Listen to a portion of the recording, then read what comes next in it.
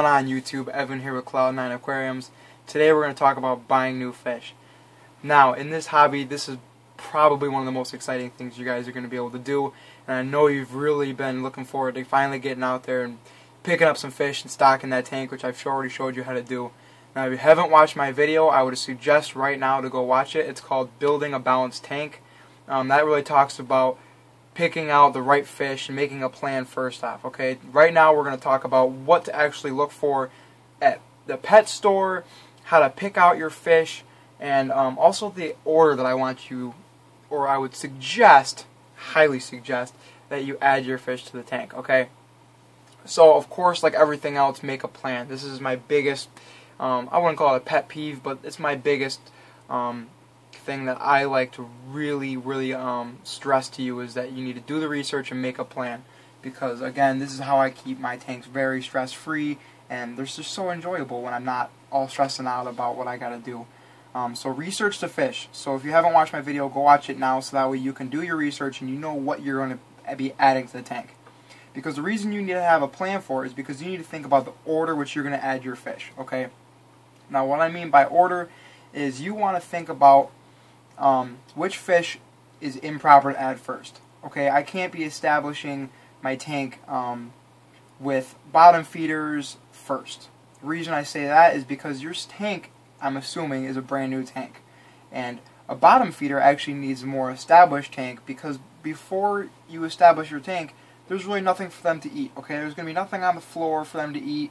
Especially algae eaters. There's no algae in your tank. It's completely fresh. So when you put an algae eater in a brand new tank, they're going to be starving to death. And yes, I know you can feed them with pellets and things like that, but it's really not something that you should add first. Okay, here's my suggestion to you. Leave your aggressive fish for last. Also your bottom feeders for last. Okay, the first ones I like to add are my schooling fish. The reason I like to do that is because in a brand new tank, you really can't add a large number of fish at a time. Okay, you always want to go with, depending upon the size of the tank, of course. Okay, if I have a 100-gallon tank, then I can add more than, I can probably add easily 6 to 10 fish at a time, if I'm talking like little neon tetras especially. Whereas if I'm talking about a 10-gallon, okay, you're going to want to, even with something small like a neon tetra, you're not going to want to add more than 3 at a time, just because you don't want to set that balance off, because again, okay, you cycled your tank, but you're still in the process of getting that nitrogen cycle established, so you want to slowly ease your tank into it. Okay, so what I like to do is do my schooling first, so that way, because schooling fish are going to get very nervous if there's not a large number of them. If I have to go 3 at a time, I'm better off adding 3 of them, waiting a week, adding 3 more of them, waiting a week. That way it's just them and their buddies in there. Okay, there's no more semi-aggressive fish or aggressive fish to kind of hound them around in there, and that way they won't be stressed out. Okay, because if you put 3 of them in with a bunch of other fish, they're going to kind of freak out. You're going to want to add, 6 of them. But the problem is then you're going to throw your balance off, so this is the best way to do it for me. So add your schooling first. Get your school well established. You don't have to get the whole thing in at once, but at least get 6 of those schooling fish in at a time.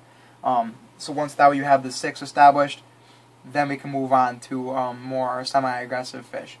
Now once you have some, I'm hoping, of course we all hope that algae won't ever get established in your tank, but it's going to happen. Okay, algae grows everywhere. It's just the one thing you look at and, oh wow, a cool plant. Just kind of think of it as a plant you have to scrub and trim down every once in a while.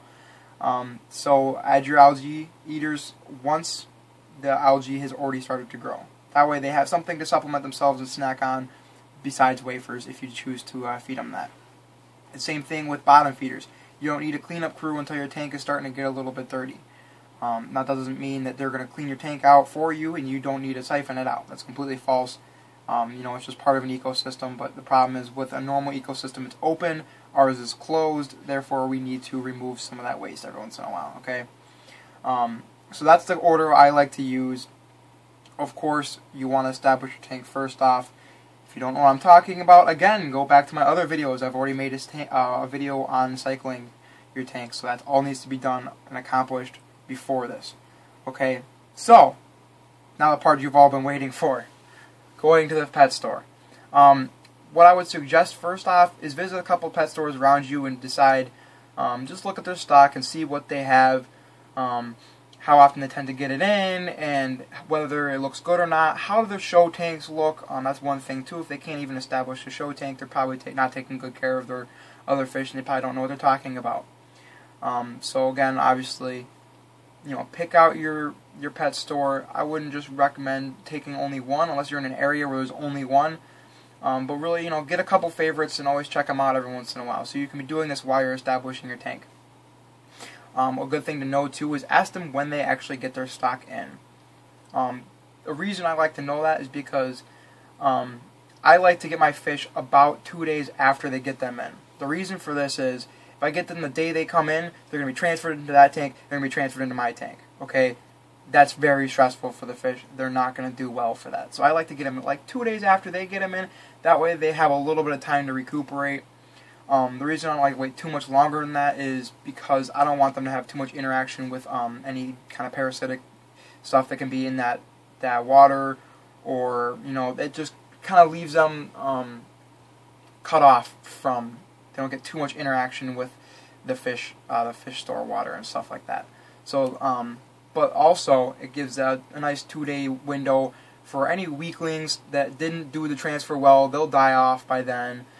And anything that's got kind of a disease to it or whatever, because the thing is, when they first get transferred in, they're all going to look like crap, okay? They're all going to lose their colors, and yes, they're juveniles, so they're going to have bad coloration anyways, but after 2 days, they're going to be a little bit more settled into their home. You can actually get a good feel for how the fish look. They're all going to be interacting well, so you can kind of see which ones are runts, which ones aren't, and, if there's something wrong with the fish, you can assume there's actually something wrong with the fish as opposed to it's just being stressed out right now.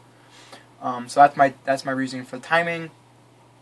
So like I just said, runts. Okay, you want to look at the tank, and this is what I like to do. Okay, I've got my fish established that I want to get. I'm going to stand in front of this tank for 2 minutes or whatever. I'm just going to observe the tank, see how the fish interact with each other, if they're schooling well, if they're not. If there's runts in there that are being bullied, okay, you're not going to want the bullies, and you're not going to want the runts. Okay, you want just the general, mind their own business kind of fish. If there's dead fish in the tank, don't freak out about it, okay? Because we're getting such a high volume of fish in, you gotta understand some are gonna die. Some of them don't transfer well. Doesn't mean they're necessarily, have a disease or sick. But if there are dead fish in the tank, be sure to look at them and find out why they died, if there's an obvious cause. Because if you see, clearly they may have an ick or something like that, like a fungal disease or whatever, then I would clearly recommend don't take anything out of that tank, just because it could have passed on to the other ones, and you don't want that in your tank. So, that being said, if there's dead fish, don't freak out, but also look at them and make sure you can understand why they're dead. If you can't see a reason why they're dead, they're probably just died of stress, or, they were just bad genetics. Speaking of bad genetics, that's one thing you also want to look for, too, is the coloration, and if they were inbred. What I mean by inbred is, a lot of times, if it's like a local breeder that the store is getting from, sometimes they won't actually introduce fish from another parent into their tank, so they're actually just breeding with the same, brothers and sisters, brothers and sisters, brothers and sisters, and that might work a couple times, but the problem is after that they're going to be so inbred that you're going to have a lot of mutations and a lot of problems with the genes. So when you're a breeder, you really actually want to add some new genes into your mix every once in a while, just to kind of keep it flowing. That way you actually have a good stock. Some people may disagree with me, but you'll notice one thing you can notice by inbreeding is a bent back. So if you see some fish in there with spines bent, they're swimming really funky, okay, that's probably some inbreeding, and you might not want to take out of that tank, or just be warned that you're kind of getting some bad genes right there. Another thing too is, yes, they're juvenile, so their coloration is probably going to be terrible anyways, so don't fret about that. But you can notice the difference in stock that's why I say go to different pet stores, because you want to see what the juveniles look like at different pet stores. And when you see better coloration at one than at the other, I would get the ones with better coloration because they have better genes, When I was going for Boesmanis, there's actually a lot of terrible colorations out there, and that's just the bad genes that the breeders were using when they're doing the parent fish. Whereas when I finally found mine, I just saw them, and they're just, all of them had great color. Nobody had any bent backs, nothing weird going on, and that's why I was like, yes, these are the fish for me. Picked him up, and now, you see my Boesmani, his color is just fantastic. So I'm really happy with that. And it's something you want to look at with all your fish. It's just something to keep in mind. Always just run through the checklist. There's no reason why you have to go to the pet store and always buy something. You know, if the fish don't look good, wait till next week. I know it sucks, but seriously, you know, you're screwing yourself out of your money, and it's not going to be enjoyable for the hobby when your fish dies in a little while because they have bad genes, or if they never color up well, they just have terrible color. You know, it just kind of sucks. So that's some stuff I like to think about when I'm buying new fish. Actually, I'm going to be posting a video very soon about how to actually transfer your fish into the tank, because that's a whole new thing in itself, and I have a very good method that works outstanding for me, and I can get even the hard transfers into my tanks with no problem.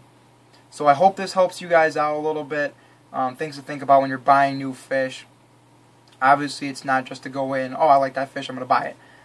You really always plan everything out, guys. You know, it really helps, and it keeps your tanks looking really nice, and it keeps you stress-free too, because you know everything you need to know about the fish before you get it. Research your fish, know what they need to eat, know what kind of tank they have it set up for them when they get home, have everything cycled, boom, you'll be all set. Alright, so that's what I got for you today.